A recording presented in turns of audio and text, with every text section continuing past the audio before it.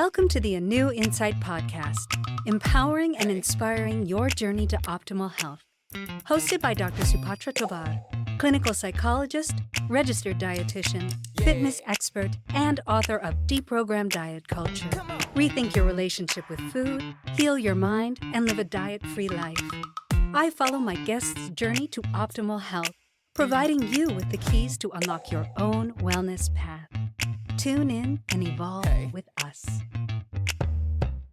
Welcome back to the A New Insight podcast. We are back for the second half of our interview with founder of 1000 Roads, Brad Pitzele.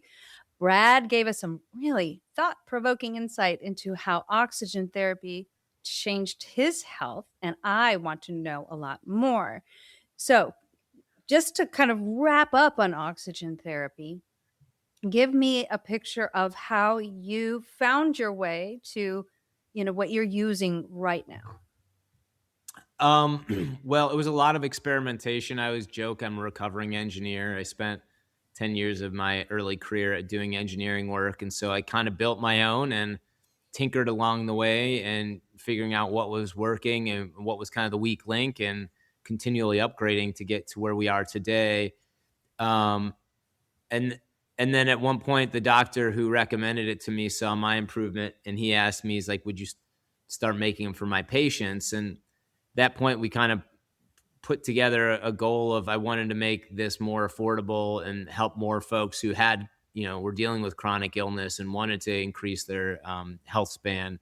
And so it was kind of an engineering challenge to figure out what are the best ways to get this done and make it affordable so people could actually use it. Wonderful. So we will be able to link people to that after the show. You can find all of that information in the show notes. And certainly I invite people to do their research and really look for what works for them. But let's actually pivot and let's talk about infrared and red light therapies. Give us a picture of, I know that there's two different kinds. So for people who know nothing about it, Yep. Give us all the 411 on how those therapies can help improve your health. Sure. So there's kind of two different spectra of light. There's red light, visible red light, and then there's near infrared light, which means let's say just above red. It's not visible to us. Most of us experience infrared wavelengths as heat. That's how the body experiences them versus visually. They do something really interesting. Researchers figured out decades ago that early on they realized that plants that were exposed to red lights started growing faster. And so that was kind of an eyebrow raising moment for them. And what eventually, with many years of research, they figured out is these specific spectrum of red and near infrared light.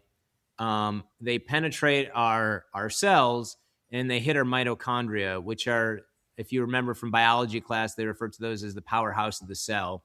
That's the part of the cell that utilizes oxygen and food, glucose, and it converts it into a usable form of energy for our body, the form of energy we use for everything we do. So they found that when they stimulated the cells with these specific wavelengths of light, it would stimulate the mitochondria to absorb more oxygen, to increase oxygen demand, and thus put out more ATP, their energy source.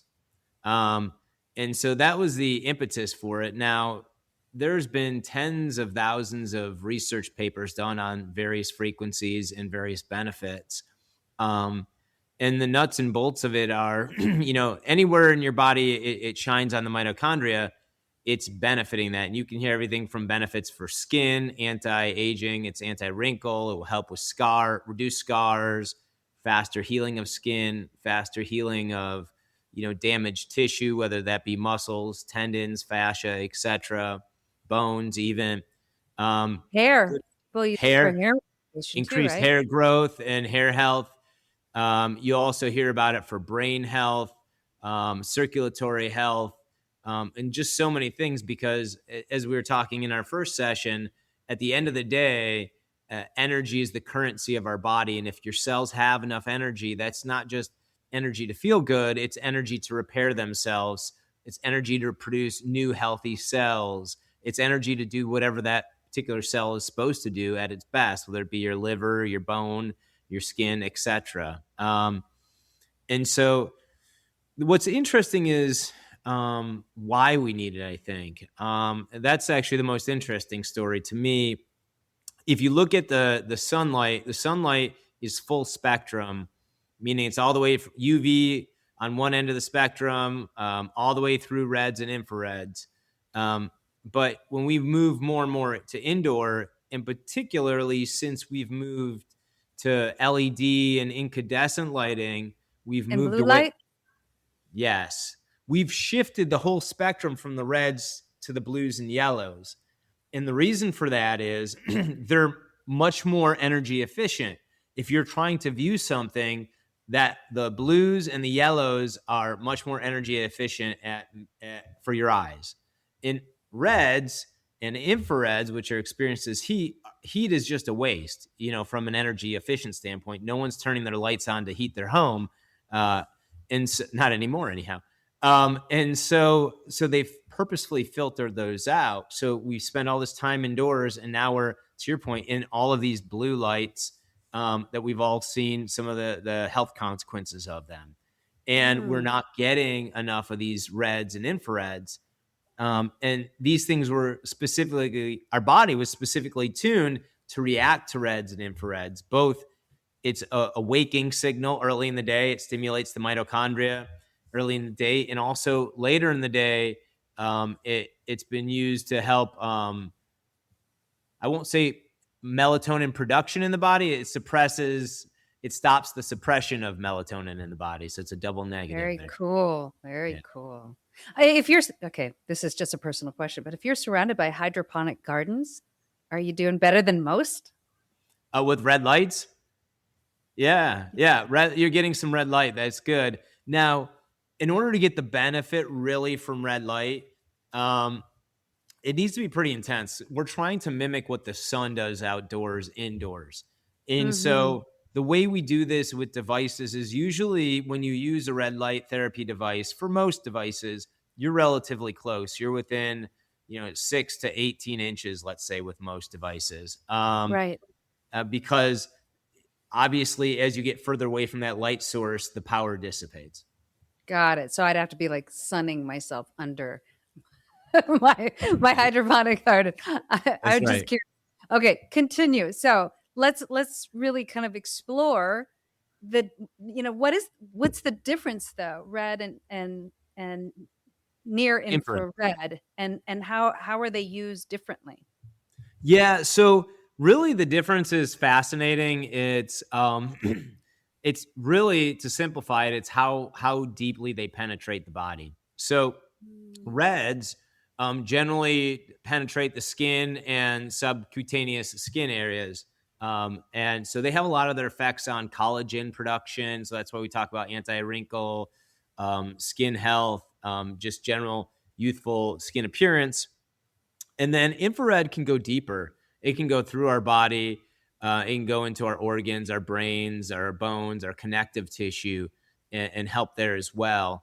But obviously, we try to pair those together so we're getting more of a holistic benefit. So, you can, like, for instance, the red light panels we sell, you can turn off one or the other if you just wanted to focus on infrared or red, and we have different wavelengths within each of those buckets. But generally, we recommend folks use all of them because you're getting benefits from every single one of those. You're helping your mitochondria at different layers of tissue.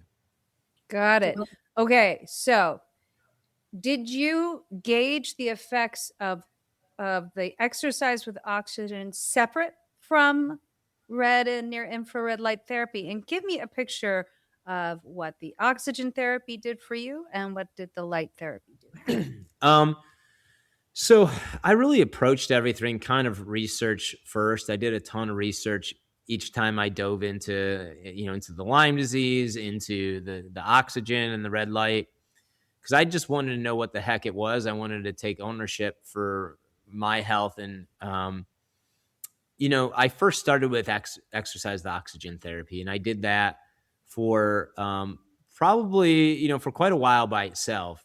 And the benefits I noticed, um, we have folks who do that and like they'll notice benefits on day one. I'm jealous of them. I'm on the Mm. I'm on the longer end of the spectrum. Most folks notice something from it within sessions or maybe weeks.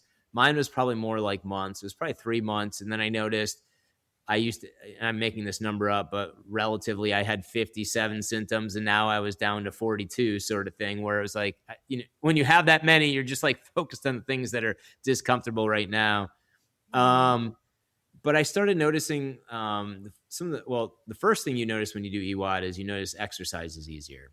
So like if you're exercise intolerant, like a lot of folks who are sick it's like just easier to do. Or if you're in good shape, you'll find you need to crank up the resistance on your exercise bike or whatever to get the same feel of a workout.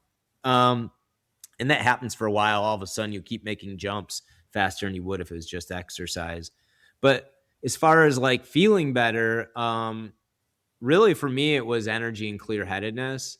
Like I noticed I was like able to focus during business meetings and I wasn't like spacing out. I was making it through the day more. And like just to be present was huge for me. And I noticed aches and pains going away. I noticed, pains I was having were disappearing, or becoming less. Some of them, the most painful ones probably took longer. Like my foot pain was probably some of the longest lived pain I had. Somewhere along the way, I started to tinker with red light and near infrared light. And at the time, there really weren't as many panel, available. There wasn't as much technology available. So it was a lot of tinkering with, some of the bulbs you have in your hydroponic setups and different sort of tools. And, they had lasers and I had a red light laser I was using on joints and that sort of thing. But I really noticed when I started pairing it after even a few weeks, I started noticing like acceleration is the best way to describe it.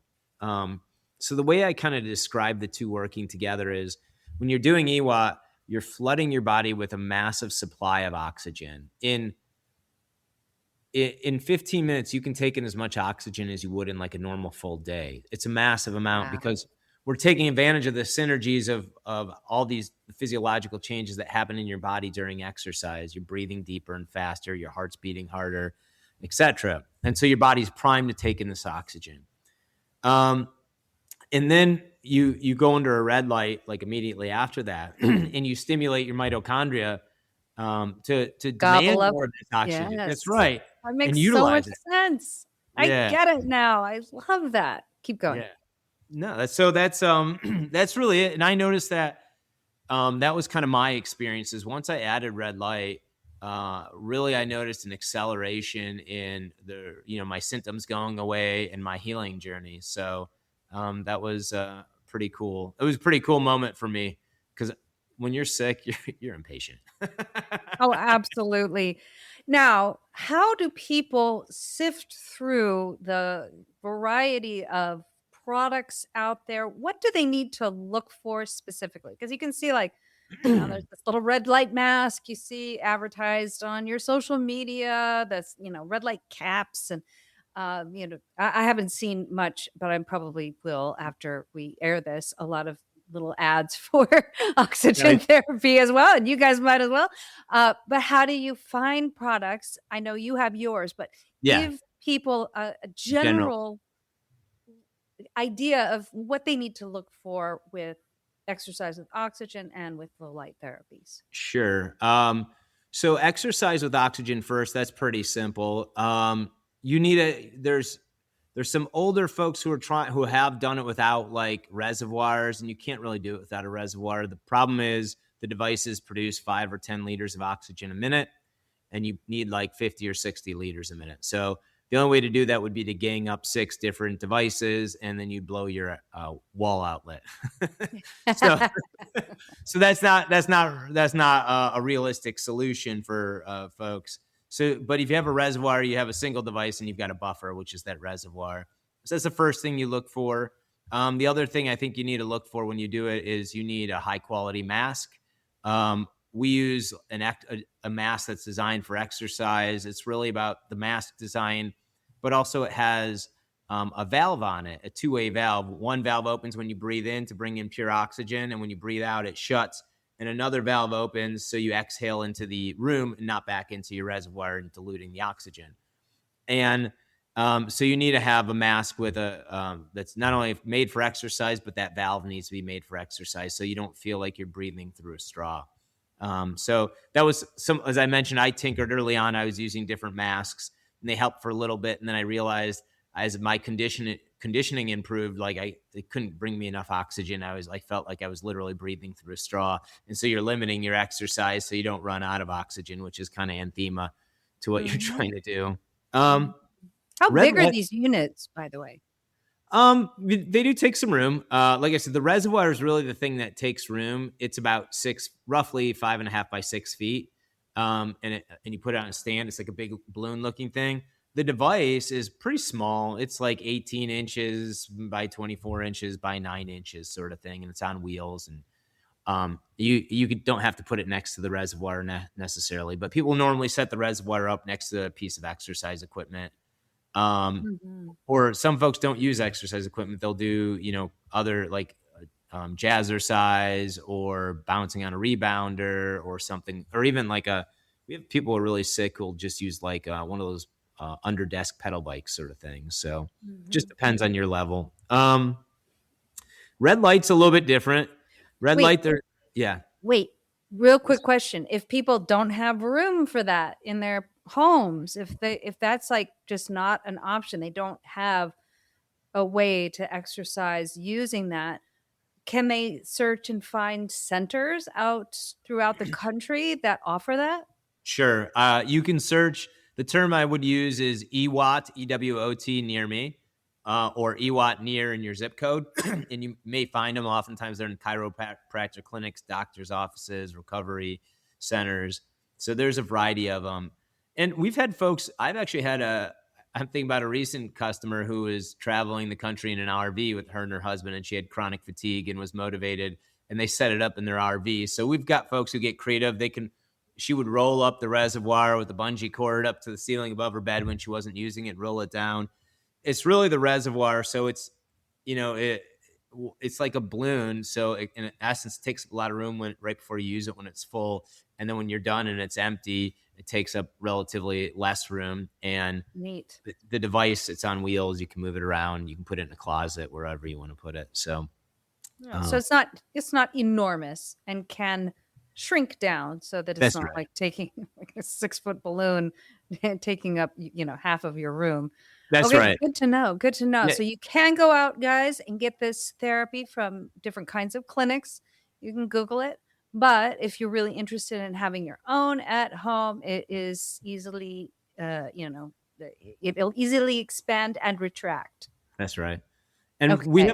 we have a bunch of YouTube videos. So if you're interested in learning more, I'd recommend you go to our YouTube channel and you can learn more and hear a bit more about it. Now you also asked me about red light therapy. How do you know you're getting a good red light therapy? That's a little bit trickier because it is quite a fad, and there's a lot of different ways people are trying to deliver red light.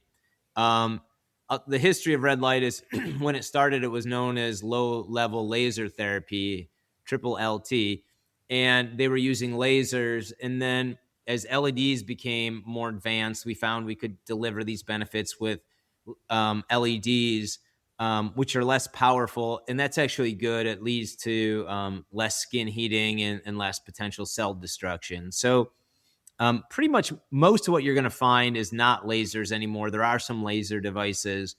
Um, but what I'd say is there's a few different things you need to look for. You need to make sure it's powerful enough. A lot of those masks, the caps, the little blankets, the LEDs on some of those are just not powerful enough.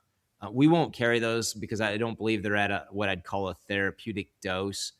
Um, red And what is a therapeutic dose? red light and infrared light have really interesting therapeutic dose window. It gets into a little bit more science than I think people really want me to dive into here. But the best way to describe it is the benefits from what we'll call red light therapy, meaning red and infrared, is called a biphasic dose response, which is a fancy term for it's on a bell curve over time. So if you're underneath a red light, you're going to see your benefits go up, up, up, up, and then it's going to peak. And if you stay under it longer, it's going to go down, down, down. It's not harmful. It just negates the benefits. It's like the mitochondria become numb to it. They stop reacting to it. And so you no longer are getting the benefits. So you want to look. Is that permanent? It's per session. So got it. Okay. It's not like you're like burning out your mitochondria. Then that's right. So if you, let's just say, the peak dose was at 10 minutes and you went underneath that light for 25 minutes, it's as if you didn't go under the light for the day. Interesting. Yeah. But tomorrow you can start again, sort of thing. And if you went under 10 minutes, you'd start to accumulate benefits. So it's really, there's the way they measure the light's power, to your point about dosage, is something called irradiance. Now, early on, there was this kind of war who had the most irradiance. Really, the difference is if the irradiance at a certain point is how much time you have to spend under it. These masks, a lot of them are so underpowered that you'd have to spend so much time. It's not realistic. No one's going to spend exactly 2 hours, but not 2.5 hours. You know what I mean? Like, right. Or wear it around all day. Yeah. Right. Like, but most of if you're looking at a panel, usually most panels range with their irradiance and probably somewhere in the, some of them you can get maybe to do 7 minutes or something like that, up to maybe 20.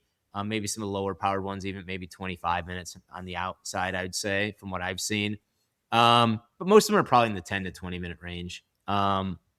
So I think panels generally you'll see mostly good quality. The other area you want to look at is wavelength.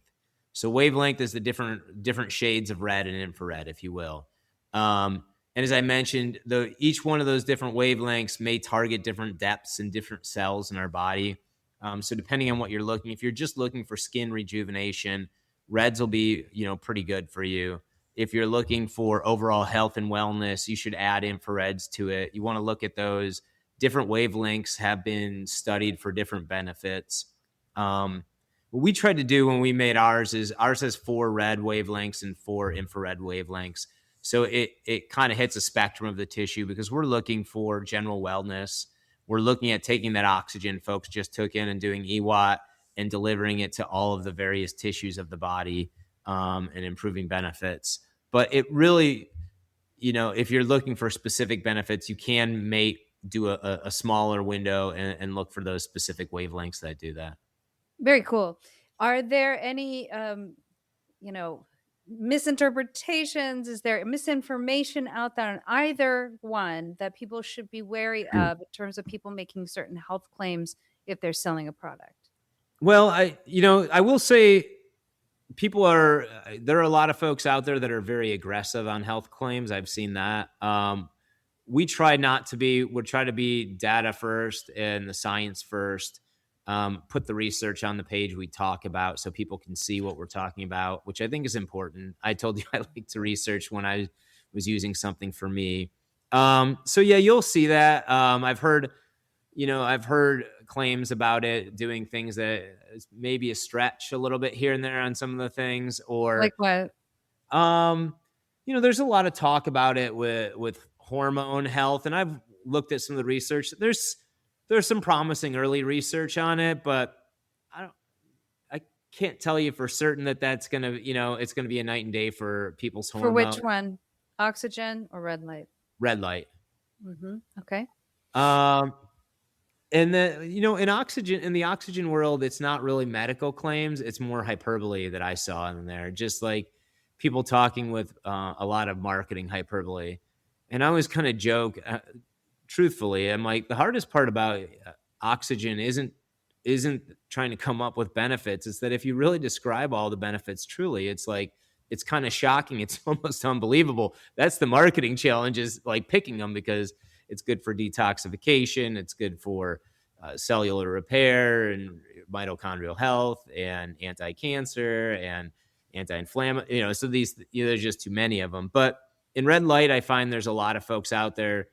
And there's kind of what I'll call, a lot of like influencer bro kind of messaging in the red light sort of arena that I'm always a little bit,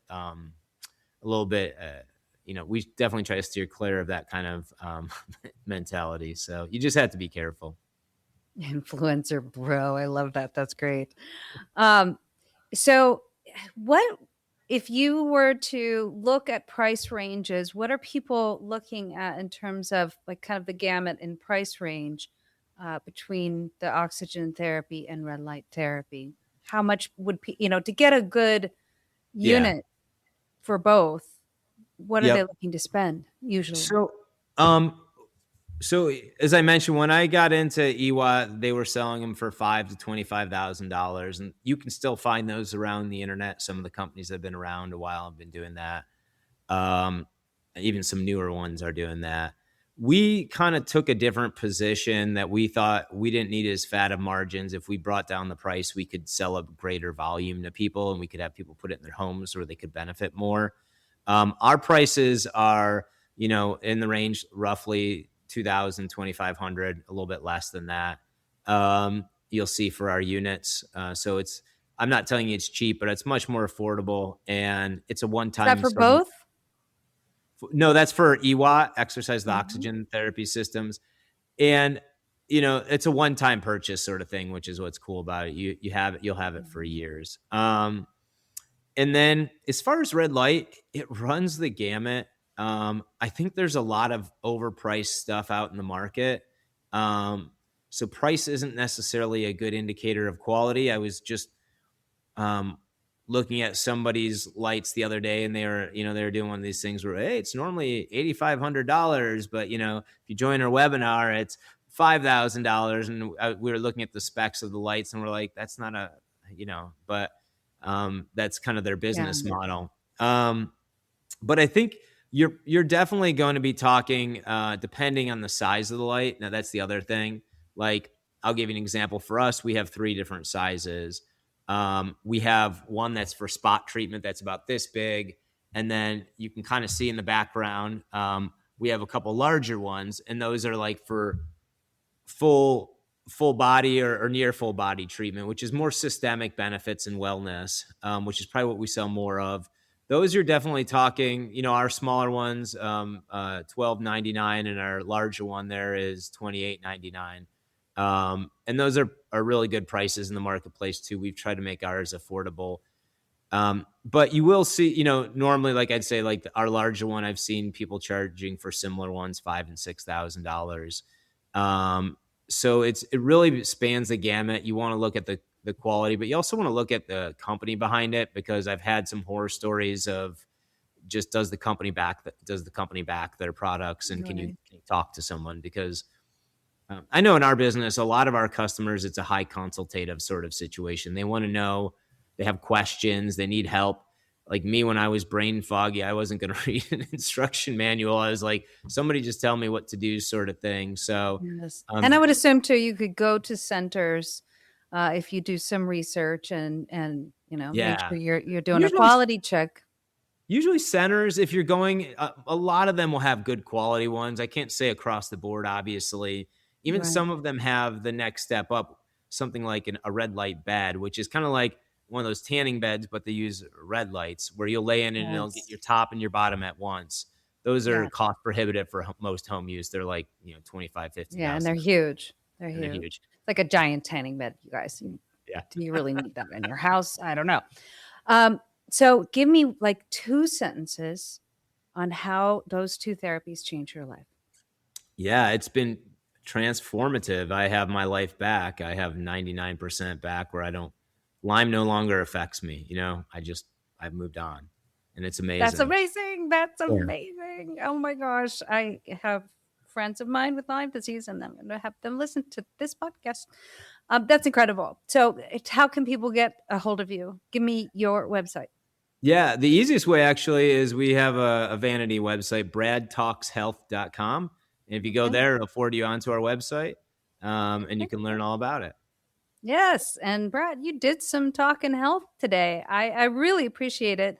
It's really nice when you hear science broken down in such a way that it's digestible. And you did a really good job with that. I think people can walk away with a clear idea of what exercise with oxygen can do for you. And when it's coupled with red light therapy, it's like that.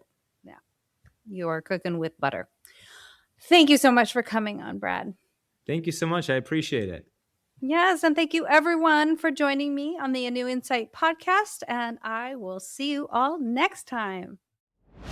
Thanks for tuning into the A New Insight podcast. Please remember, the contents shared on this podcast is for entertainment purposes only and does not constitute medical advice. You can find us anywhere podcasts are streaming, on YouTube at my.anu.insight and at anu-insight.com under the A New Insight podcast tab. And follow us on our socials at my.anu.insight on Facebook, Instagram, TikTok, and Threads for more updates. Tune in next time and evolve with us.